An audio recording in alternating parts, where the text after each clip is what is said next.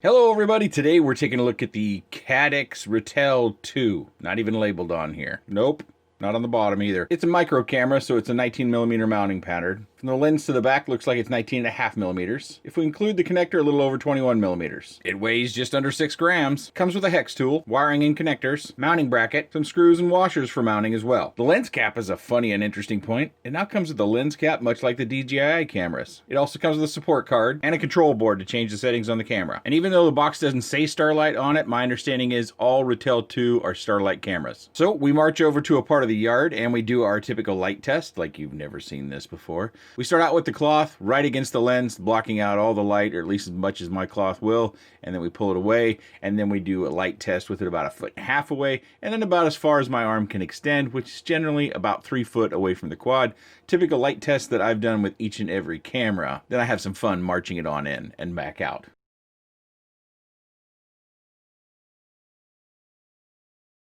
Go for flight. I'm running my typical Tomo Quads camera drone here that's got an onboard run cam FPV DVR on it, so we don't have to put up with any static or breakup from the VTX to the goggles. And I'm just going to fly it around. I really like this flight. It's a silly thing, and I've mentioned it before, but when we can see the shadow of the drone as we're flying, or the quad as we're flying, there's something about that that I really enjoy. And so I think I tend to take the same sort of paths as I'm flying around because I want to see that shadow of the quad down on the road or on the grass. But we do fly through some shadows. We take a look at everything, and boy, this Ratel lineup is pretty good. I think what I want to do, hopefully weather permitting, I want to do a comparison. If you want to see a comparison between the Ratel 2 and the Ratel Nano, that's the one I'm thinking of comparing it to, please let me know. We stopped by the red truck. For those that aren't familiar, the red truck, red is one of those colors that our FPV cameras can kind of blow up or have an odd hue to it. Looks pretty true to me in this DVR footage that we're watching. Run up the neighborhood so we can run back down the neighborhood. You can see the sun there about the, what is that, about 11 o'clock position. We're going to turn around. There's our shadow. And now we go back down the sidewalk looking at our shadow. We will go into some nighttime footage. Nighttime footage is going to be a little bit harder if you're comparing this to some of my other camera reviews. You know, it's Christmas. Lights are up, so there's more light in the neighborhood.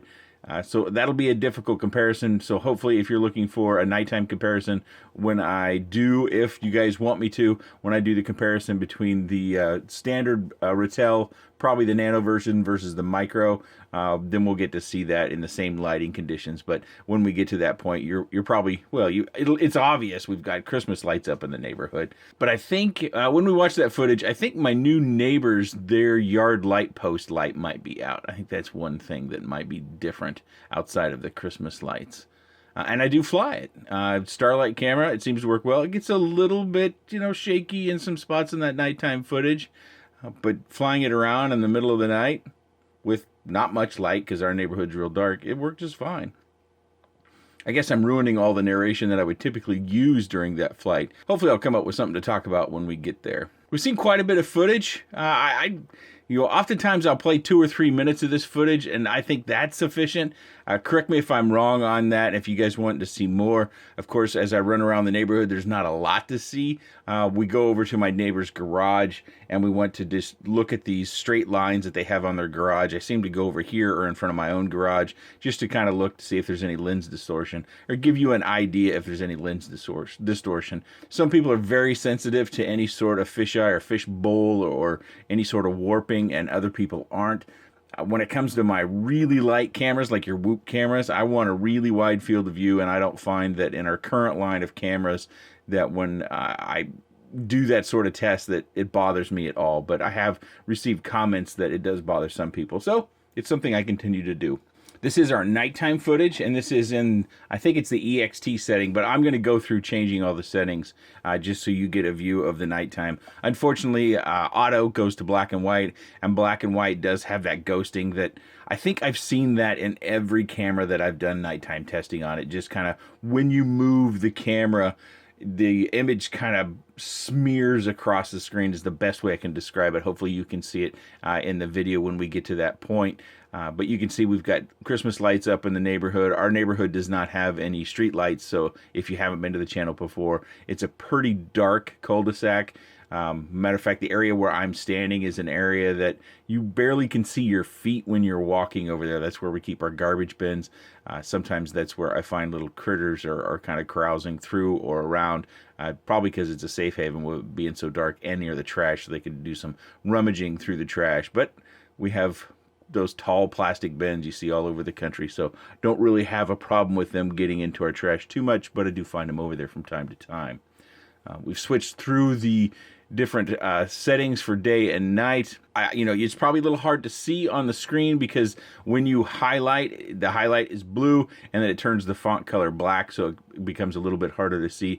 Back at the desk, if you were wondering what any of those settings are, we'll see those back at the desk as well.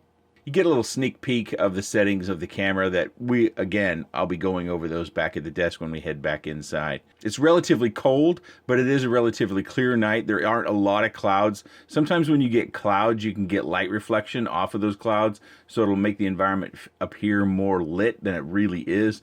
This particular night, pretty clear. When I looked up at there was a patch of clouds up in the sky off to my right a little bit. At some point I look up there and I can see the cloud break at the outline of the clouds, so it's not very cloudy out. We shouldn't have any of that cloud light reflection. And as I was looking through this, it's one of all these things I kind of weigh out or grade out. Can I go for a fly? Can I fly with any confidence through the neighborhood? Sure. Do I know it very well? You bet. But I still want to be careful because we do have people with dogs that come walking, and sometimes even this time of year, they'll walk at nighttime, they'll bundle up and go out there. It's funny because I'm not bundled up. I had been moving a lot of boxes from our Christmas lights back down into storage, so I was a little bit warm, and so I'm out there in sweats and a t-shirt. I'm going to sit down on the porch after we take a look at the lights on the front of the house. I kind of cheat nowadays as I'm getting older, stringing all the lights. I don't want to dedicate an afternoon to that, so I bought a couple of those lights you stab in the ground and they shine on the house. The kids love them. I'm glad they're happy with them. But Dad does not want to spend a day outside stringing lights. I used to spend all day just about stringing lights back when the kids were real young. They're a little bit older now, so they're a little bit more aware of the Christmas season, so to speak. Let's jump into that nighttime flight footage. Go ahead and not just talk about it, but show it. Oh, here we go. Yeah, a little takeoff, a little run. I like that. I don't know. You can go back and watch it again if you want to, but I kind of felt like I was a jet plane and I was taking off on a runway as I had those landscape lights and it was dark out, and I kind of stayed fairly low as I moved forward through those lights.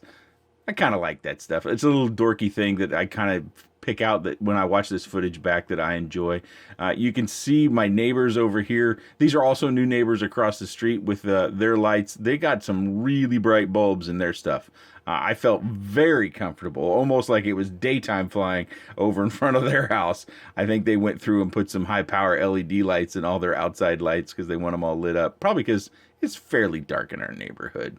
Of course, we fly through that darkest spot between my house and are directly to the, typically as you're looking out the front door, I'd say just left neighbors, and cruising through some of the darker patches along the sidewalk. It's a little bit sketchy because I am aware we do have those walkers in the neighborhood, and I certainly don't want to hit anybody. And so when I'm trying to have fun and fly low, I'm always looking out ahead, so I'm not completely aware of my line, and I'm not completely aware of how low I am. So you may see a few times where I kind of pop up because I might not have been as low as I thought I was, or I was more low. Excuse me, I was lower than I thought I was. But definitely flyable at night. I know here in the U.S. this isn't probably something too many people are interested. Most of the comments I get about night flying is because it's so hot in your area. Say you live in Texas, Florida, Arizona, places that get really hot and they stay really hot until the sun goes down, and then they're still hot from what you tell me, but it's tolerable, I guess. Of course, if you're in the southern hemisphere, you're experiencing your summer now, so maybe a Starlight camera is something that you are looking for if you live in the southern hemisphere. I think that's enough nighttime footage. We've seen an awful lot of footage. Let's jump back to the desk. We'll quickly go through the camera settings and we will wrap up. Due to the fact that their lens cap is now clear, of course I didn't bother to put that on. I'm trying to find something to where you can easily read the settings of the camera on there, and I actually found an old tablet. It's got to be 7 or 8 years old. It's an old Windows Dell tablet, and put that real close to the camera and went through the camera settings. A few specs about this while you look at this camera settings. Of course, I'm going fairly quickly. If you need to slow it down a little bit, you can definitely do that using the YouTube button down there for the playback speed. It is a reported 1200 TV line. It is switchable between 4:3 and 16:9. So if you like that wide view, kind of that movie view, they do have that. Does PAL and NTSC, and the power that it will accept is 5 volts, clear up to 40 volts. Comes in 2 different colors, red as you see in my video, and also black. The field of view that they report is 165 degrees. And the price, maybe the most important thing, I think it's on sale right now through Caddx, because they've got the whole price with a line through it, $30.99, whether the price stays there past the typical holiday season or if it goes back up. Who knows? So if you want one at that price point, I'll have links to various shops that I can find this camera at in the video description below to make it a little bit easier to find it. Some of those might be affiliate links. I'll link to just about anybody. I don't get hung up on the whole affiliate thing. You need to spend your dollar where you want to support with your dollars, whether that's directly to Caddx or Banggood or Pyro Drone or a local shop that you might have in your area that also has an FPV website. Race Day Quads, Heli Nation. There's all sorts of great FPV shops out there, and I like to, from time to time, remind you to support your shops with your dollars. So whether you use the links in the video description or not, you shouldn't feel bad if you happen to. Sometimes I'll get questions about, do you have an affiliate link for this? And most of the time I just say, hey, just buy it where you like. Don't worry about the affiliate stuff. The channel's doing just fine. This is not my job. I'm not looking to squeeze out every dollar. I still have a day job. I still go to work every day. I'm fortunate that I can do that in these times, and I can also work remotely. So spend your dollar where you want to spend your dollar. I think I've hit you over the head enough with that. So the Ratel line certainly doesn't let down. I was pretty impressed with the camera. What did you think? And again, if you want that comparison between the Ratel and the Ratel 2, please let me know. Of course, I will be comparing the Nano versus the Micro. I don't think I have the Ratel Micro. If I do, I would compare the same size. I would like to see this camera in a Nano, squeeze out a little bit of weight, squeeze out a little bit of a mounting option for more micros. This is a micro-centric channel. I like to fly in the backyard. So we'll see what time will tell. But what did you think of the camera? If you have any comments about the camera, suggestions or otherwise, please let me know in the section down below. I appreciate your time, and thanks for watching.